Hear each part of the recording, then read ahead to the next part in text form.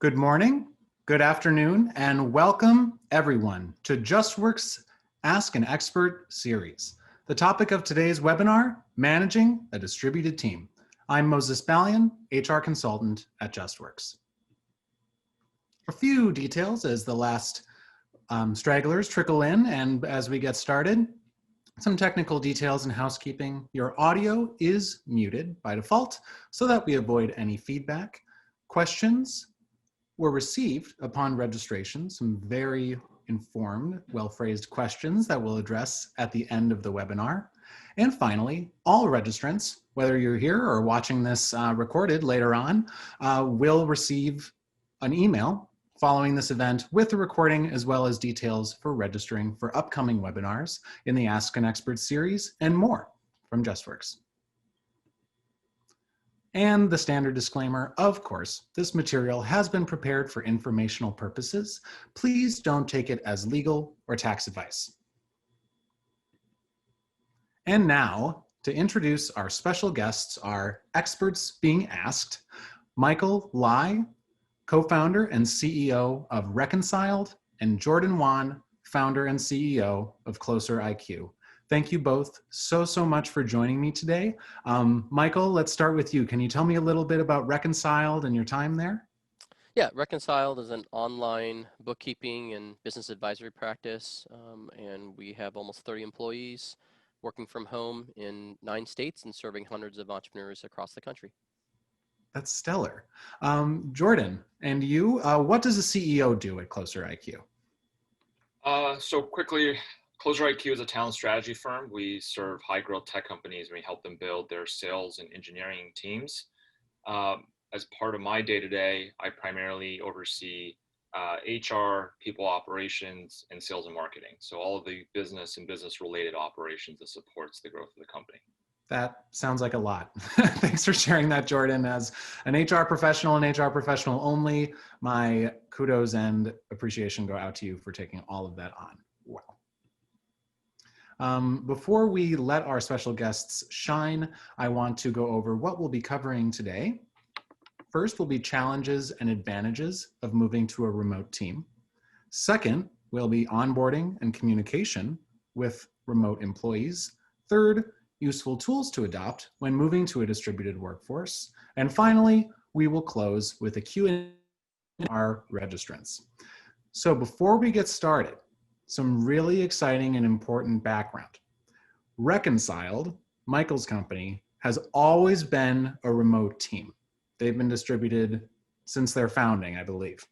Closer IQ, Jordan's company, was 40% remote before COVID and became fully remote amidst the stay-home orders and isolation orders and all that, and has committed to being remote through at least the end of next year, through 2021. So we have some diverse perspectives to inform how to manage distributed teams today and learn from their expertise. So I'll let our heads fill the screen now, be the talking heads we are. And I want to jump into our first question. So as I just mentioned, Jordan, your team was partially remote, mostly in office, and moved to a fully distributed team, at least for the near future. How did you arrive at that decision?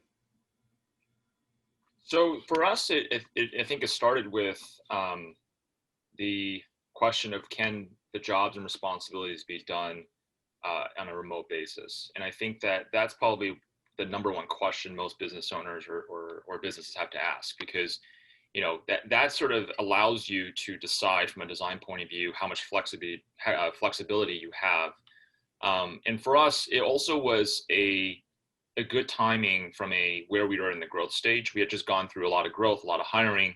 And with COVID, we were planning on slowing our growth and going through a period where we're not going to be growing as fast. And so from that point of view, it also made the decision to go remote, where there's more asynchronous communication, less time spent with new employees and onboarding, to be a good strategic decision for us. And for us, I think also over the years, being partially remote as a company has created a lot of operational sort of disparities between remote versus in office. And in a way, we actually thought that it was going to be easier to go to fully remote, because then you sort of have a similar set of guiding principles and operations, regardless of whether someone's in an office or in a remote setting. So for us, and I think it really is a question for each company to answer on their own, remote made a lot of business sense, and it also was appropriate for the period of growth that we were going through. So it was a no-brainer for us.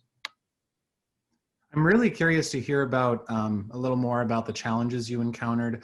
I also would have made the same presumption. When everyone's remote, everyone's in the like same place, all different places, but everyone's at home, right? So you'd think there'd be more consistency. I'd love if, Jordan, if you could dive into some of those challenges and maybe others you've encountered. Yeah, I think one of the biggest challenges is really about expectation setting with employees and the pretenses in which they join the company. If an employee had joined the company knowing they were going to be a remote employee and they had prior jobs in which they were already a remote employee, then it's a very continuous and consistent kind of employee experience. I think the big challenge is when you take a bunch of employees that had signed up and joined the company, assuming that they were going to be in an office with other colleagues, and all of a sudden, you're removing this option and forcing everyone to really go remote. I think that's one of the biggest challenges. And in that inflection point, you almost have to go back and reset expectations with your employees and help them make a smooth transition into that new paradigm. And so for us, the consideration was made slightly easier given what's going on with the pandemic.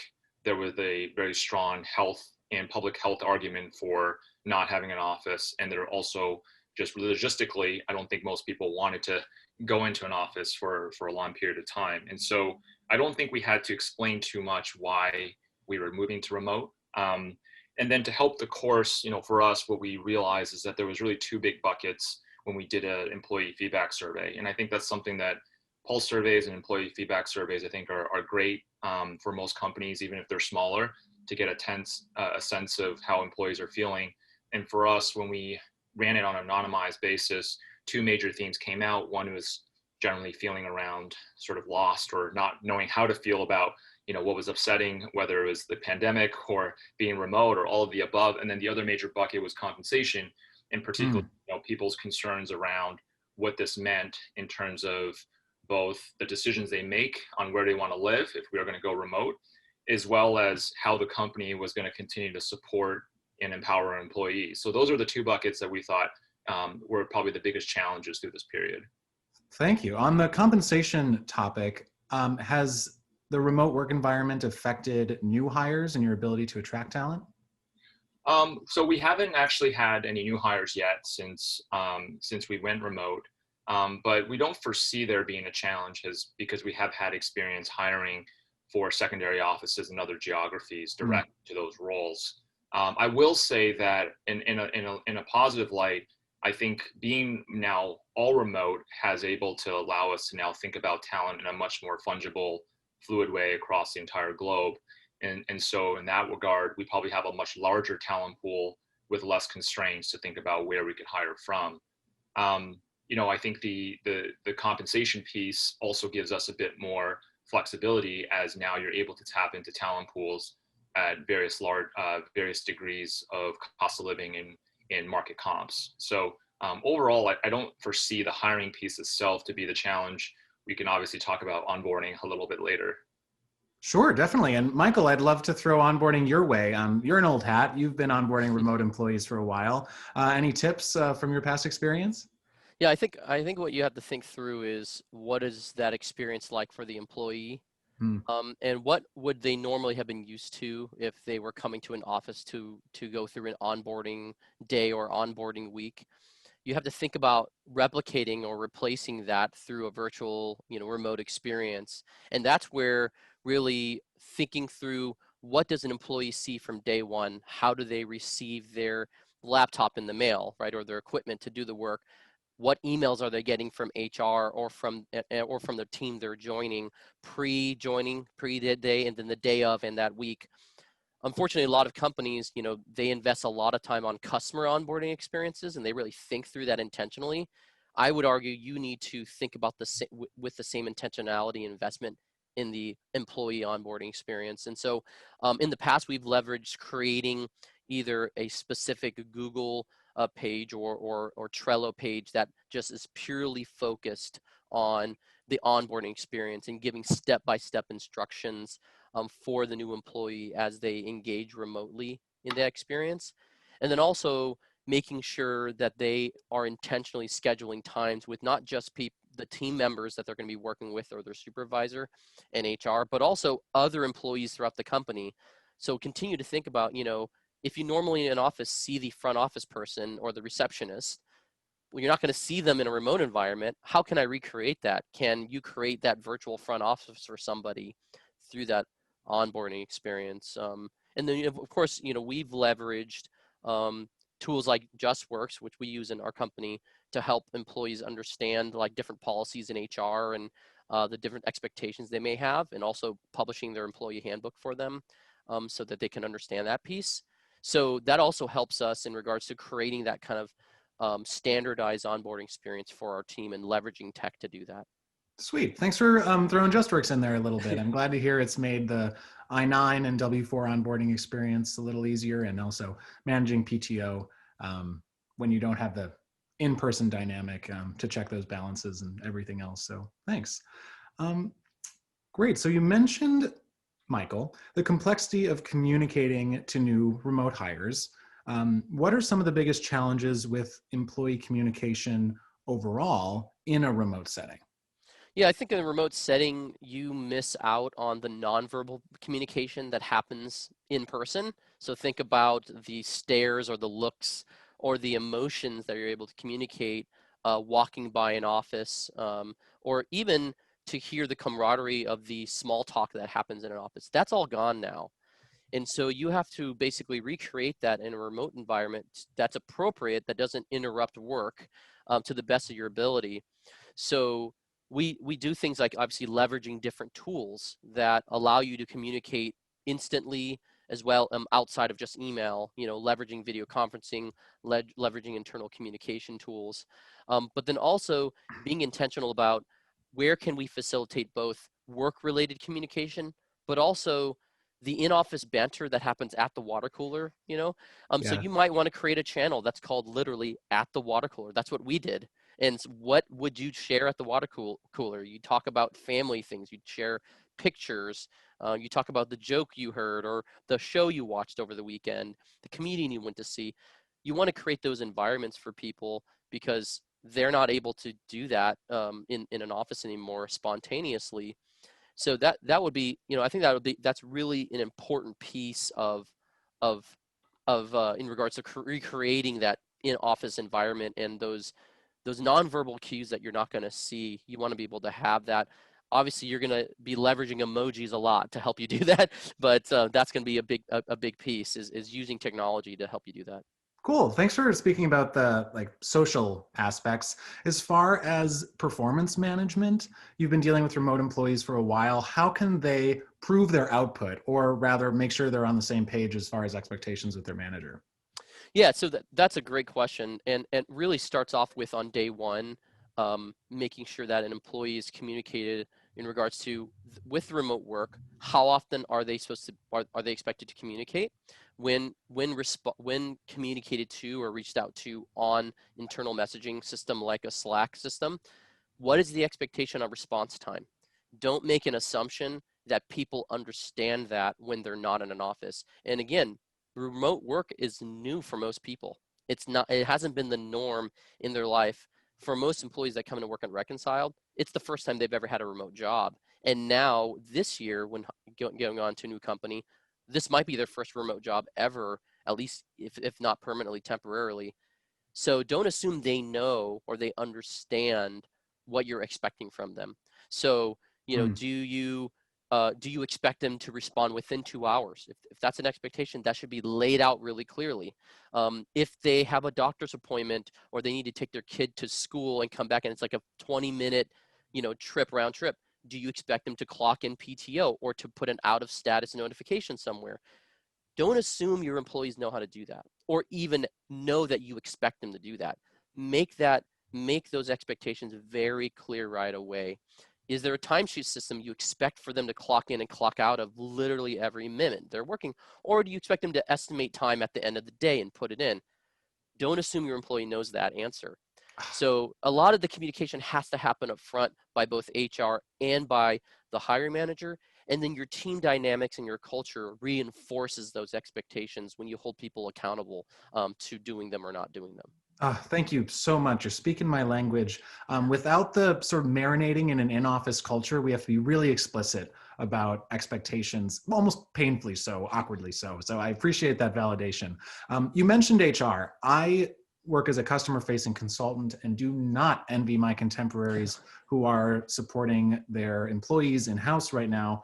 Oh, do you have an HR person, and what's their life like, and how has JustWorks played a role in how their role has changed? Yeah, when we got to about a dozen employees, we hired a dedicated HR person, and I was glad to hire somebody to take that piece of the puzzle and the organization off my plate, because then we can have somebody dedicated to it and focused.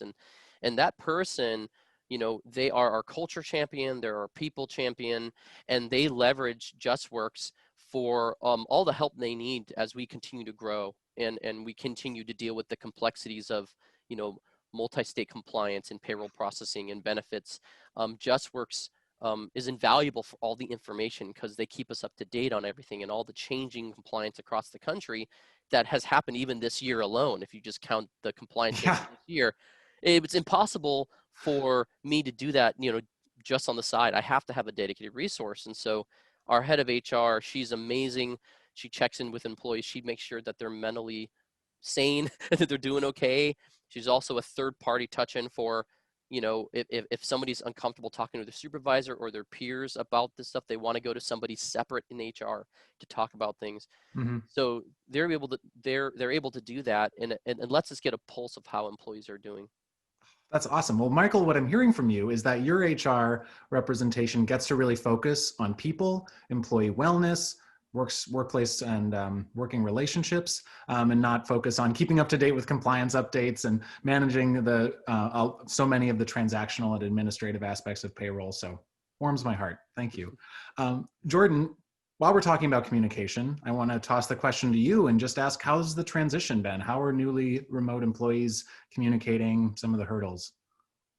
Yeah, I think just to echo what Michael said, I think a lot of the first realization for all of us as leaders in the company was that none of the changes that were happening were changes that people already knew. And so you had to be very specific and help people make that transition. So one of the things we did to help alleviate some of the questions and ambiguities around expectations was to actually create, together with the employee base, a new operating handbook around best practices for communication and remote work. And that covers things like what is the expectation if you have a doctor's appointment in the middle of the day? What is the expectation for PTO? And we also adjusted some of our HR policies. For example, we implemented a minimum PTO for the back half of the year to ensure that people were held accountable for taking time off. Wow. What we found is a lot of it is ultimately it's the default options that you create.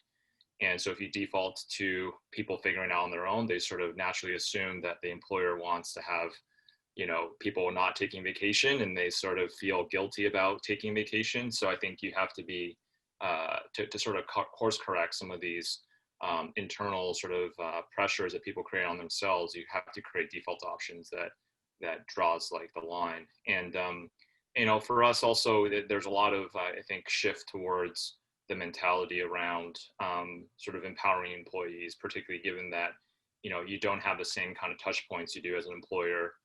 So people ops, generally speaking, in companies become, I believe, probably less effective in a remote setting because you don't have the benefit of being in front of the people that you're serving every day. And so being able to kind of meet employees where they are and making sure that they have the tools in the instructions and the know-how on how to help themselves is also really important this time. So for us, we spent the first couple months really, trying to understand the problems, and that was sort of the problems that we saw was a lot of like bridging the gap, so to speak. And then we spent the subsequent couple of months really implementing policies or coming up with design solutions that helps, employees meet sort of the company objectives in a good way. So we formulated some committees. We started to, give more guidance to employees on how they can sort of work through issues themselves. But all of this, of course, is something that is an ongoing evolution, ongoing strive towards being a good company in a remote setting, which is hard. So Yeah, no doubt about it. It really cool to hear about the mandatory 6 days of PTO.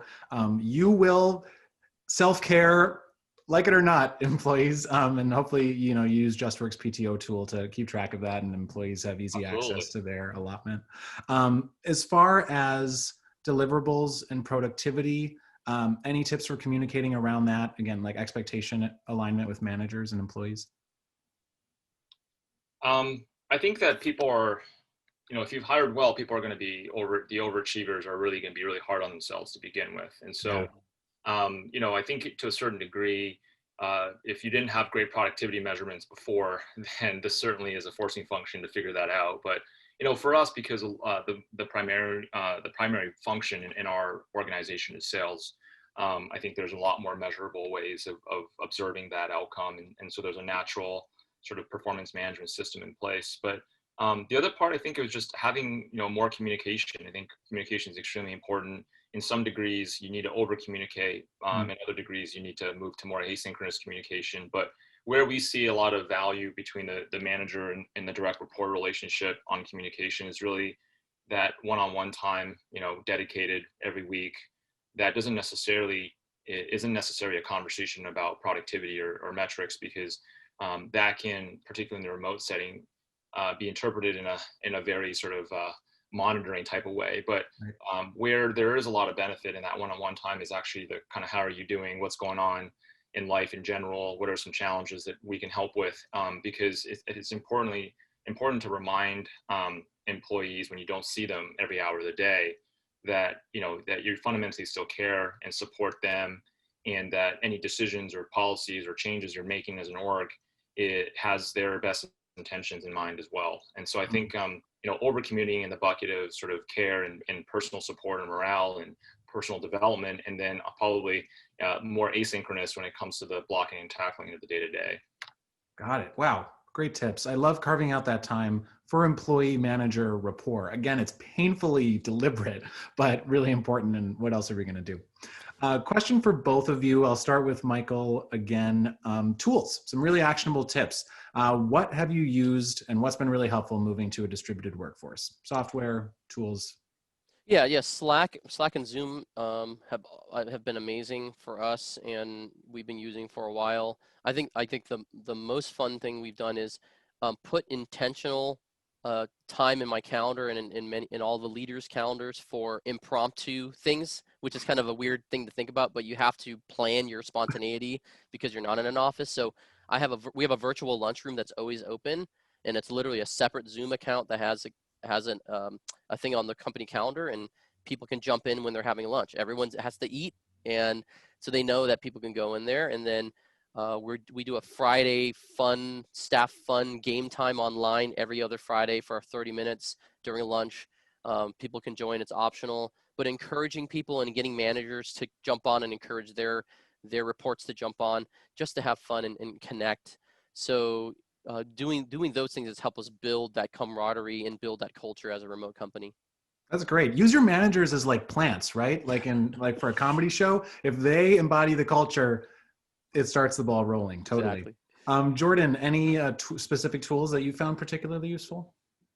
We definitely investigated and probably invested more in SaaS tools, software tools, to help drive some of the silos of data and information transfer in the day-to-day. Also, I think tools can help sort of reinforce processes and best practices. So certainly, JustWorks has been really instrumental in helping us navigate through healthcare open enrollment and all the different communication templates that was provided, and also the direct communication to employees have been really helpful. We've also investigated and started to use some new tools within the HR stack. Two of my favorites at the moment right now is, I'm a little bit biased because I'm an investor of both, but ChartHop, which is an HRIS tool that integrates with JustWorks and has done a great job for us to help better understand who's doing what, and to use a lot of the features around performance management, commission operation, things of that nature.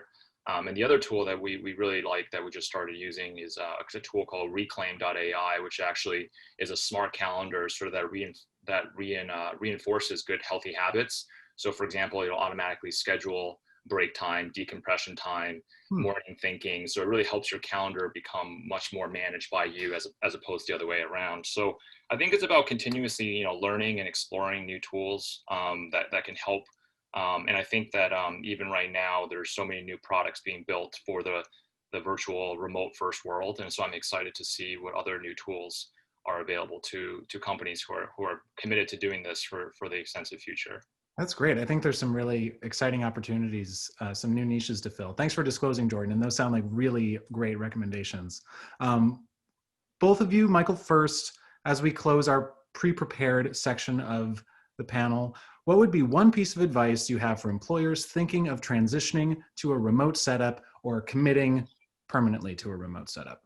Yeah, I think for one is to think about this as a permanent thing, not a short-term time frame, and how you can leverage this to your advantage, to your clear advantage, and really to think through what pieces of your service or product sales and your customer delivery can be enhanced because you're providing it this way. This is obviously a demand from customers now, from more and more customers, and so how can you use this to your advantage and to differentiate yourself? Maybe you're in an industry where it's not used to being deliver the service or product remotely. Maybe you can differentiate yourself and really leverage your advantage. So think through this as a permanent reality, because we don't know when we'll go back to the way it was before, and I don't think we ever really will. And so just kind of think about that and what would it look like to stay permanently this way, or at least in a hybrid model this way. And when you can see that even at very, very large companies, you name the large software company or large company that's known, they're all thinking through the reality of this being permanent, and any physical office infrastructure they have, shifting that to be for smaller teams or to be in a kind of co-working fashion. So thinking through that for your company is going to be important. Cool. Thank you. Jordan, last tips for transitioning employers? Yeah, I think a personal reflection I've had over the last, 6 months is really around leadership styles, and how a lot of times when you go from sort of this drastic change from in office to remote, that your leadership style has to change to solve for some of the, I guess, human sort of sentiments around perceiving what is happening and how these changes are happening. And one thing I talk a lot about with my management team is really the need to shift from more of the autocratic style of, hey, here's the process, here's what we're going to be doing, to more of a collaborative style in the way we make decisions. And there's a lot of decisions that can be made in a company that doesn't need to be made by the management team. So for example, if you're doing events or if you're doing social programming for your employee base, that doesn't have to be the management team's, schedule and calendar of what they think is the best events. You can form your own committees, which is something we've done with success, and empowering your employees to solve some of the challenges themselves.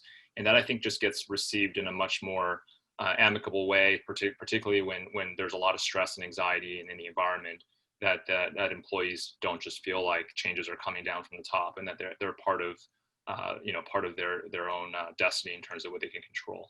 Buy-in, totally. Thanks, Jordan. And thank you both for your insights. I've had the privilege of asking you questions all day long. So now let's turn it over to our audience at home to ask you some questions from our registrants. So the first one is, and either of you take it away, whoever wants to snag it first. How do you maintain and build upon a strong company culture with some people working from home, whereas others are in the office? Yeah, I'll jump right in on this one. So the key here is to make sure that neither the people working from home or the ones in the office feel special or separated from your company. So if you're going to do things, for example, like let's say you like to take an employee or employees out to lunch that happen to be in the office with you, if you're the one working in the office, well, you'll want to start scheduling one-on-one lunches, and you literally can send Uber Eats or Grubhub to the virtual employee that's working from home, so you guys can have a virtual lunch, right? Cool. A virtual time together. When you do a staff meeting, are the people in the office, do they get special treatment, and then you're in a conference room together with the remote employees on Zoom? Maybe you need to shift that and just expect that everyone is on the camera in front of their computers as if they're all working from home. So not treating either employees differently, so that company culture feels consistent, and that you're communicating to all the employees we value you regardless of where you're working from, and we care about the environments you're working from. And so we're not going to treat you any special or any different. That also includes how you think about performance reviews or promotions. By default, human nature, you're going to think about the person you see more, right? So the people in the office might have an edge up. You've got to be intentional, recognize that that can't be the case if you want to keep a strong company culture that's in a hybrid model like this. So you want to think through how to shift some of your own behaviors as a leader, so that you can model that the value of all the employees, no matter where they work, are valuable to you and equal. Thank you so much. You both are in alternate lives, you would have been HR people. It's really speaking my language. Thank you. All right, it's 2 p.m. Eastern. Anyone who needs to hop off, by all means, we won't be offended, but I'd love for you to stick around to hear our last question. I'm going to throw this to Jordan. I know we discussed this a little bit in preparation for this event. So if you could take a stab at how can you advise on how to manage compensation when an employee moves from a high cost of living area to a lower one? And how can an employer be fiscally? Yeah, so I think there's a couple components of this. First of all, it's always important to study what the bigger companies do because they have more resources. So you could see what a non-resource constrained design can look like. Now, there's two, I think, radically parts of the spectrum. One is to do cost of living adjustments based off the employee's location in a very fine-tuned way. And you could look at a large company like an IBM who would do something like that. The other approach, which is certainly more simple, which is everybody gets sort of paid the same for the role that they're in, regardless of where they live. And I think there are merits for both designs. I think it's primarily a question of, considering both how it affects your financials and also how it affects your culture. And the big design question for employers who are facing this question in this transition period is, what is the smoothest path to transition such that your culture doesn't suffer as much as it needs to, and your financials doesn't get worse or can maybe even improve, offsetting some of the challenges of the pandemic. So for us, we ultimately decided to not do cost of living adjustments in the first year because we realized there's a lot going on. Employees are trying to make decisions about where they want to live. And so if we actually did do cost of living adjustments, that's going to have an influence on where they may want to live. And so if you really want to encourage your employees to live wherever they want to live, and you're committed to doing an extensive commitment to virtual and remote first type of work environment, then the cost of living adjustments can be really, really challenging. The other thing that I think people don't really consider as much, especially small business owners, is that there's a huge operational cost and maintenance, ongoing maintenance with doing COLA or cost of living adjustments, because you have to figure out what are your various bands in your system of how to classify each different market. And then you have to normalize and adjust people to those bands and keep maintaining those bands. So you end up with a one-dimensional comp curve into an n-dimensional comp curve for each of these markets. So both because of simplicity as well as because, to support kind of this transition, we elected to make a more smoother transition by keeping it simple and keeping everybody in the same comp band. But longer term, I think there is a question around, what does the world look like and how are you able to grow as a company? Are you able to attract the right talent to do the right roles? And some of those questions, you can figure out as you go, knowing that the end states are going to be one of those two extremes. But along the way, you can also do hybrid models where certain much larger segments of differences of cost of living can be grouped together and you can do some kind of adjustment there.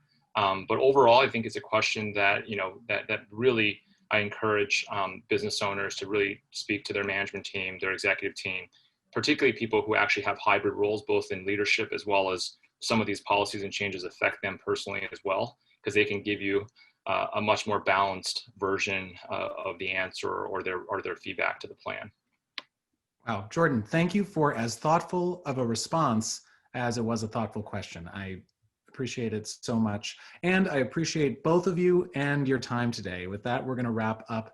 Michael Lai, Jordan Wan, thank you both for being JustWorks customers, for the generosity of your time and joining us today. It's been great to have you. Thanks, Moses. Bye-bye. Hey, you bet. All registrants and attendees can watch out for a follow-up email with the recording and some other helpful resources, as well as how to sign up for future webinars. Thanks for joining us.